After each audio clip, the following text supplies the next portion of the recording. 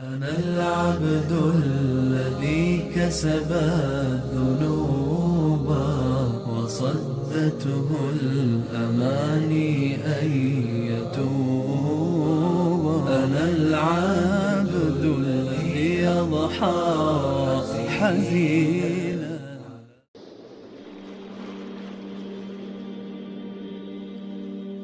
بسم الله الرحمن الرحيم. الحمد لله رب العالمين والصلاة والسلام على رسوله الأمين وآله وصحبه أجمعين. أما بعد. Assalomu alaykum va rahmatullohi va barakatuh. O'zining bandalarini ularga aql va ilm berishlik bilan boshqa barcha mahluqlardan afzal qilgan Alloh subhanahu va taologa hamd va sanolar bo'lsin.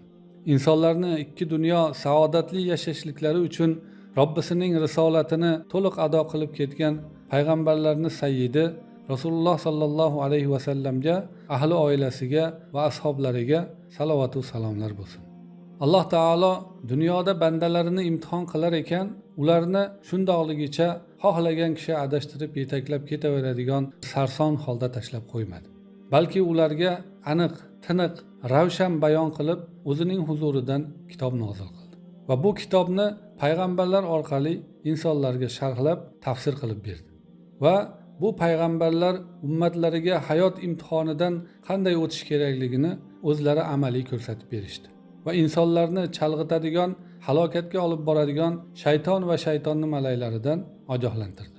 Rasululloh sallallohu alayhi va sallam aytadi: "Fajtanibu sab'al mubiqat." 7 ta halok qiluvchi narsalardan ehtiyot bo'linglar dedi.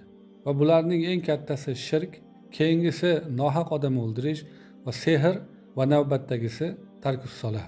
Namozni tark qilishlik. Namozni tark qilish insonni halok qiluvchi eng katta gunohlardan. Namoz o'zi islomning ustunlarining ikkinchisidir. Ya'ni Allohga iymon keltirgandan keyin qilish kerak bo'lgan farzlarni eng birinchisi namoz.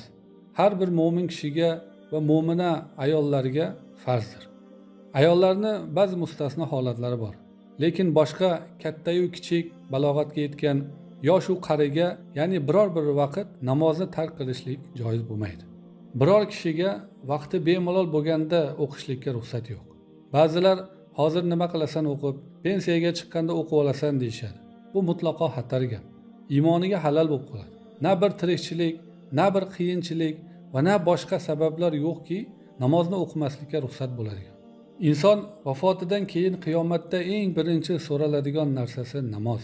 Agar namozdan o'tsa, boshqa amallariga qaraladi. Agar namozdan o'ta olmasa, boshqa amallari e'tiborga olinmaydi. Ya'ni yolg'iz qolganingizda na ota-onangiz, na bola-chaqa va na boshliqlar yo'q bo'ladigan kunda namozdan so'ralganingizda bularning hech qaysisi yordam bera olmaydi. Bola-chaqamni boqaman deb namozni tashlab qo'ygan bo'lsangiz yoki boshliqlarni rioya qilib o'qimagan bo'lsangiz, u kunda ular sizga biror bir yordam bera olmaydi. Namozlarni tashlab qo'ygan kimsalarni Alloh taolo Qur'oni Karimda aytadiki: "A'udhu billahi minash shaytonir rojim. Fa khalafa min ba'dihim khalfun adaa'us solata wattaba'ush shahawat fasawfa yalqawna ghayya." Alloh taolo nabiylarni zikr qilgandan keyin aytayaptiki, ulardan keyin shunday odamlar keladiki, namozni zoyi qilishadi va shahvatlariga ergashishadi. Shu sabab ular yaqinda qattiq azobga yo'liqadilar deydi. Payg'ambarlar haqni yetkazib ketgandan keyin vaqtlar o'tishligi bilan odamlar namozni zoyi qiladigan bo'lib qolishligini xabarini beryapti. Dinning ustuni bo'lgan, mo'minlarning ziynati bo'lgan, iymondan keyingi eng katta farz bo'lgan ibodatni tashlab qo'yishadi. Buni sababi nima? Nafs havolariga, shahvatlariga ergashib ketganliklari. Shunchalik Alloh taolo bandalariga mehribonlik qilib, payg'ambarlarni yuborib, ogohlantirib qo'ygandan keyin va bu buyruqlarini bajarishsa, tengsiz jannatlarni va'da qilgandan keyin bandalari arzimagan dunyo maishati uchun shahvatlariga berilib, namozni tark qilishganligi uchun Alloh taolo tezda keladigan qattiq azobni va'da qilyapti. Mana bu azobni va'da qilishligi ham namozni tark qilish gunoh kabira ekanligiga dalolat qiladi. Chunki va'id faqatgina katta gunohlarda bo'ladi. Ulamolar namozni zoyi qiladilar deganda, ba'zilar mutlaqo tark qilishlik deysa, ba'zilari o'z vaqtida o'qimaslik deyshadi. O'zi namozni tark qilishda farzligini inkor qilgan kimsani hukmida ulamolar ixtilof qilishmagan. Masalan, namoz o'qimasang ham bo'laveradi desa yoki hozir shart emas, pensiyaga chiqqaningda o'qib olasan deydiganlarda ixtilof qilishmagan. Faqatgina farzligini e'tirof qilib, o'qishligim kerak deb, lekin dangasalik bilan o'qimay yurgan kimsalarda ixtilof qilishadi. Ba'zilari dindan chiqadi deysa, ba'zilari dindan chiqmaydi deyishadi. Endi ikki tarafni ham dalillari bor. Nima bo'lganda ham gunoh kabira ekanligi aniq va bandani boshqa amallari, ya'ni yaxshiliklari ham qabul bo'lmay qolishligiga sabab bo'ladigan darajada hattoki.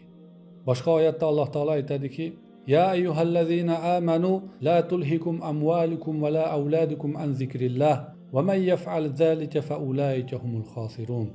Ey iymon keltirganlar, mollaringiz va bolalaringiz sizni Allohning zikridan chalg'itmasin. Kim shunday qilsa, bas ana o'shalar yutqazganlardir deydi. Haqiqatdan haqiqiy yutkazish shu birodarlar. Mana bu vaqtincha berilgan dunyo imkoniyatidan foydalanib, oxiratdagi abadiy hayot saodatiga erishmaganlar haqiqiy yutkazganlardir. Chunki oxirat saodatiga erishmagan kishi shaqovat, badbaxtlikka yo'liqadi. Alloh taolo aytadi: "Favaylul lil musallin." Namoz o'quvchilarga vayl bo'lsin. Allazinahum an solatihim sahun. Ular shunday namoz o'quvchilarki, namozlarini unutadilar. Mana bu oyatdagi vayl bo'lsin deyilgan kishilarni ulamolar aytadi, namoz o'qimaganlar emas, balki namozni vaqtidan kechiktirib o'qiydigan kimsalar deydi. Ya'ni sababsiz kechiktiradiganlar. Endi kechiktirib o'qiganlarga vayl azob bo'lsa, butunlay o'qimaydiganlarni tasavvur qilavering. Rasululloh sallallohu alayhi va sallam aytadi: "Avvalu ma yuhasabu alayhi al-abdu yawm al-qiyamah min amalihi as-salat. Fa in saluhat faqad aflaha va anjah, va in naqasat faqad khaba va hasar." Qiyomat kuni banda hisob qilinadigan amallarning eng birinchisi namozdir. Agar namozi solih, to'liq bo'lsa, najotga erishibdi. Agar namozi noqis bo'lsa, darhaqiqat noumid bo'lib, ziyon ko'ruvchilardan bo'libdi deydi. Alloh taolo o'zi saqlasin, bizlarni barchamizni namozlarni barpo qiladiganlardan qilsin.